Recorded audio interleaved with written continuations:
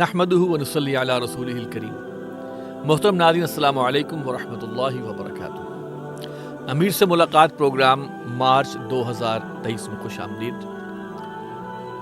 حسب سابق ہمارے ساتھ موجود ہیں امیر تنظیم اسلامی جناب شجاع الدین شیخ صاحب۔ السلام علیکم ورحمۃ اللہ۔ وعلیکم السلام ورحمۃ اللہ وبرکاتہ۔ رمضان کی آمد ہے اور سوالات تو ہمیں بہت سارے اب الحمدللہ آنے شروع ہوئے ہیں اور لوگ بہت انٹرسٹ لے رہے ہیں، لیکن میں چاہوں گا کہ رمضان کے حوالے سے جو ہے وہ ہم ذرا تھوڑی سی بات کر لیں کہ کچھ ایسی گائیڈ لائن دیجیے کہ ہمارا رمضان جو ہے وہ پچھلے تمام رمضانوں سے بہتر گزرے۔ بسم اللہ الرحمن الرحیم۔ اللہم صلی وسلم علی نبینا محمد رب اشرح لی صدری ویسر لی امری واحلل عقدۃ من لسانی یفقہوا قولی واجعل لی وزیرا من اہلی آمین یا رب العالمین۔ عزیز صاحب جزاک اللہ خیراً۔ پہلی بات تو یہ کہ نبی اکرم صلی اللہ علیہ وسلم خود بھی ماہ رمضان سے قبل اس کی تیاری فرماتے اور صحابہ کرام کو بھی تیار کرتے۔ معروف بات ہے کہ حضور نے دعائیں بھی فرمائی ہیں رجب کا چاند دیکھ کر، ایک روایت کے مطابق کہ اللہم بارک لنا فی رجب و شعبان و بلغنا رمضان، کہ اللہ ہمیں رجب و شعبان کے مہینوں میں برکت عطا فرما، ہمیں رمضان کے مہینے تک پہنچا دے۔ جی، تو آج جب یہ پروگرام ہمارے ناظرین دیکھ رہے ہیں اور جب یہ فرسٹ ٹائم نشر ہو رہا ہے تو چند دن ہی ماہ رمضان میں ہم بھی دعا کریں۔ دوسری بات یہ کہ ہماری زندگی میں بہت سارے ایونٹس آتے ہیں، ان کی ہم بڑی پہلے سے پلاننگ کر رہے ہوتے ہیں، اور بعض مرتبہ سیزنز آتے ہیں، بچوں کے سیزن آتے ہیں ایگزام کے اعتبار سے، کرکٹ کا سیزن آتا ہے، کاروبار کا سیزن آتا ہے، اور کچھ لوگوں کا رمضان میں بھی سیزن ہوتا ہے، آپ کو پتہ ہے، کپڑوں کے اعتبار سے، کھانے پینے کی چیزوں کے اعتبار سے۔ سیزن کی تیاری پہلے کی جاتی ہے اور سیزن میں آرام کم ہوتا ہے، محنت زیادہ ہوتی ہے، تبھی کمائی زیادہ ہوتی ہے۔ تو رمضان ہمارے لیے سیزن ہے نا، جنت کے دروازے کھل جاتے ہیں، جہنم کے بند کر دیے جاتے ہیں، مغفرت کے اعلان ہو رہے ہوتے ہیں، نیکی کی طرف پکارا جا رہا ہوتا ہے، شر سے بچنے کی ترغیب دلائی جا رہی ہوتی ہے، اجر و ثواب بڑھ جاتا ہے، نفل فرض کے برابر، فرض 70 فرضوں کے برابر ہو جاتا ہے۔ تو اگر وہ فضائل بھی سامنے رہیں اور اس طرح کے جیسے حدیث میں آتا ہے کہ نماز ایسے ادا کرو گے تمہاری زندگی کی آخری نماز ہو، تو رمضان بھی ایسے گزارنا کہ شاید ہماری زندگی کا آخری رمضان ہو۔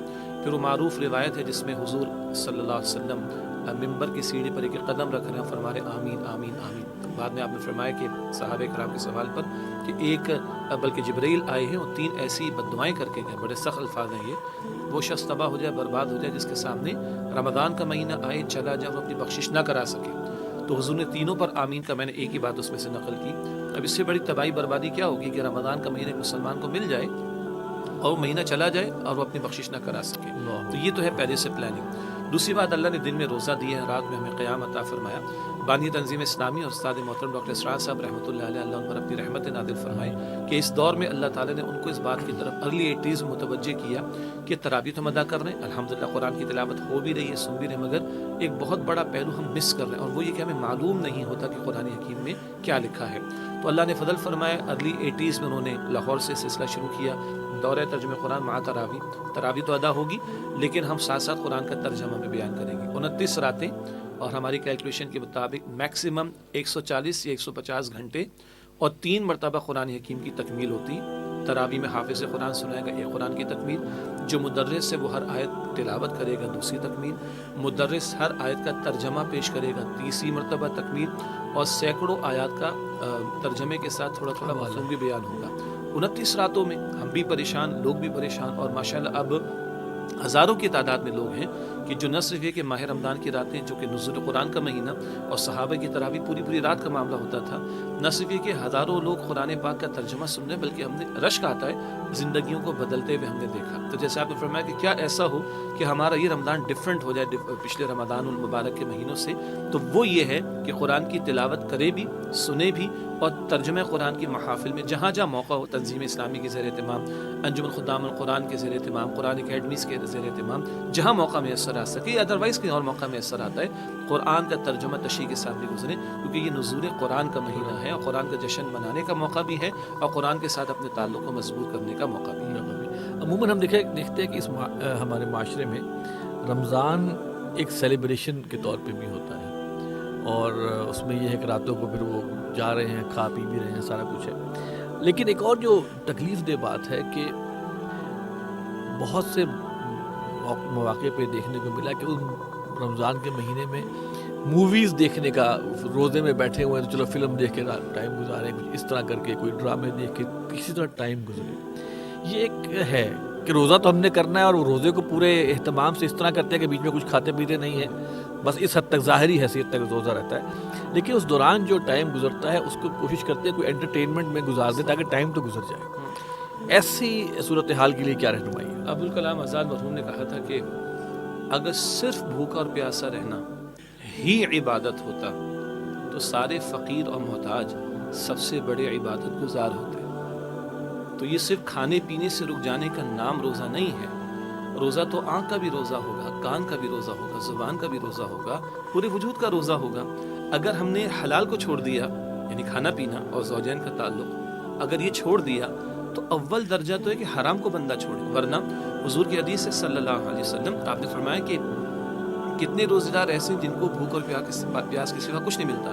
آپ نے فرمایا کہ جس نے روزہ رکھا اور روزہ رکھ کر بھی جھوٹ بولنا نہیں چھوڑا, جھوٹی بات پر عمل کرنا ترک نہیں کیا, تو اللہ تعالیٰ کو اس کے بھوکے اور پیاسے رہنے کی کوئی حاجت نہیں. پھر قرآن حکیم سے پوچھی تو روزے کا مقصد کیا بیان کیا گیا؟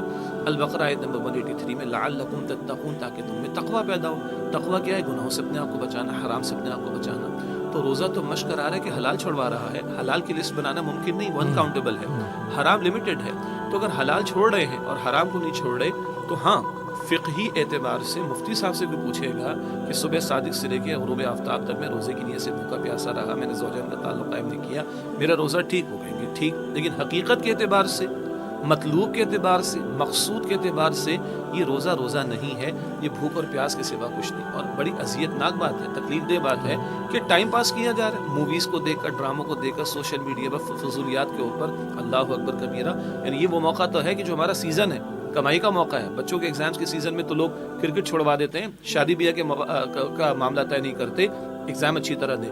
کاروباری معاملات ہوا کرتے ہیں, 18 گھنٹے بندہ مارکیٹ میں بیٹھا ہوتا ہے, ساری معاملات کو آگے پیچھے کرتا ہے. سیزن ہے تو یہ تو میرا اور آپ کا سیزن ہے نجات پانے کا, جہنم سے آزادی کا, جنت الفردوس حاصل کرنے کا.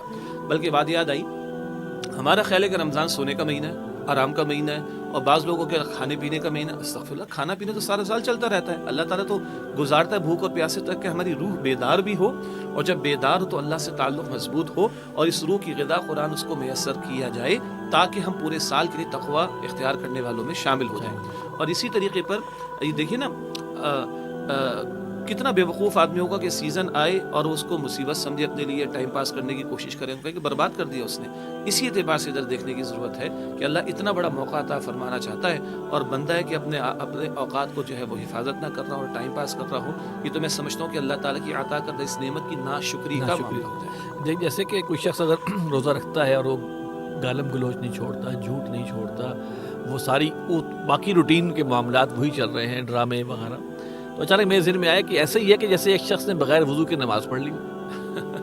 تو شرط پوری نہیں کی, ظاہری طور پہ تو نماز ہو گئی نا, ظاہری طور پہ تو اس نے نماز ادا کر لی, سب کو نظر بھی آ گیا, لیکن اس نے وضو ہی نہیں کی ہوئی تھی. بالکل. تو یہ ایسے ہی ظاہر اللہ تعالیٰ ہمیں رمضان کے جو برکات سے صحیح طور پر فیض یاب ہونے کی توفیق. بلکہ آپ کی بات بلند ہوتی, جو بات ایک اور میں بھول رہا تھا, اللہ تعالیٰ نے یاد دلا دی.